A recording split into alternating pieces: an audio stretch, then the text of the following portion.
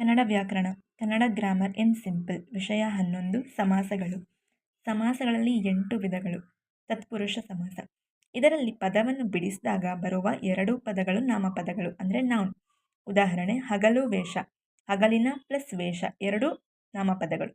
ಕೆರೆ ನೀರು, ಕೆರೆಯ ಪ್ಲಸ್ ನೀರು, ಕೆರೆ ನೀರು 2 ನಾಮಪದ, ಅಂದರೆ ಯಾವುದರದಾದ್ರೂ ಹೆಸರು. ನೆಕ್ಸ್ಟ್, ಕರ್ಮಧಾರಯ ಸಮಾಸ. ಇದರಲ್ಲಿ ಪದವನ್ನು ಬಿಡಿಸಿದಾಗ ಬರುವ ಮೊದಲನೇ ಪದ ವಿಶೇಷಣ, ಎರಡನೇ ಪದ ನಾಮಪದ. ಉದಾಹರಣೆ: ಹೆಮ್ಮರ, ಹಿರಿದಾದ ಮರ. ಮರ ಯಾವ ಥರ ಇದೆ ಅಂತ ವರ್ಣಿಸ್ತಿದೆ, ಅದರಿಂದ ಫಸ್ಟು ವರ್ಡು ವಿಶೇಷಣ, ಸೆಕೆಂಡ್ ವರ್ಡ್ ನಾಮಪದ. ಕೆಂಗುಲಾಬಿ, ಕೆಂಪು ಪ್ಲಸ್ ಗುಲಾಬಿ. ನೆಕ್ಸ್ಟ್, ಕ್ರಿಯಾ ಸಮಾಸ.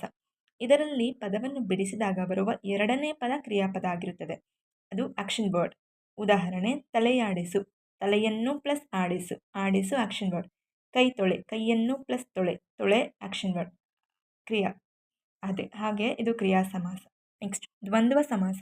ಇದರಲ್ಲಿ 2 ಅಥವಾ 3 ಪದಗಳು ಸೇರಿ ಒಂದು ಪದವಾಗಿರುತ್ತದೆ. ಉದಾಹರಣೆ: ರಾಮ ಲಕ್ಷ್ಮಣರು, ರಾಮನು ಪ್ಲಸ್ ಲಕ್ಷ್ಮಣನು 2 ಪದ ಸೇರಿ ಒಂದು ಪದ ಆಗಿದೆ. ಗಿಡ ಮರ ಬಳ್ಳಿ, ಗಿಡವು ಪ್ಲಸ್ ಮರವು ಪ್ಲಸ್ ಬಳ್ಳಿಯು 3 ಪದ ಸೇರಿ ಒಂದು ಪದ ಆಗಿದೆ.